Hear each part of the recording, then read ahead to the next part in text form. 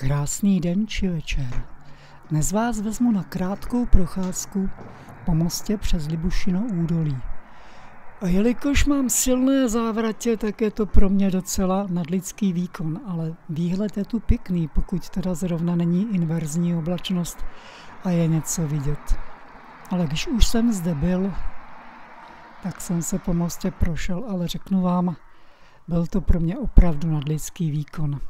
A máme ho krásně posprejovaný, že? A teď je tady takový malý překvapení pro vás. A není to Moulin Rouge.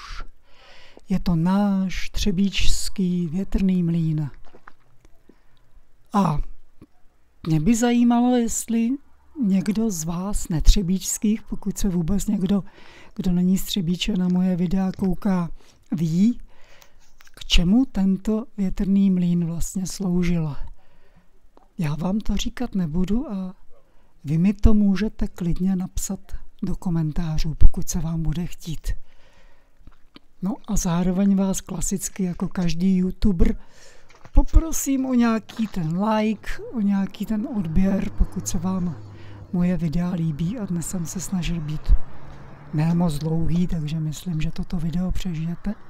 I tady to moje tancování pod větrným mlýnem.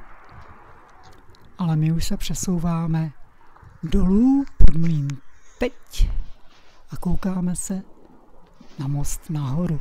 A není to krásný pohled, těch 40 metrů opravdu je docela výška. A dloužím se s vámi malou perličkou. Schválně, jestli najdete ten kousek řetězu, který chybí na věži. Krásnou dobrou noc nebo den.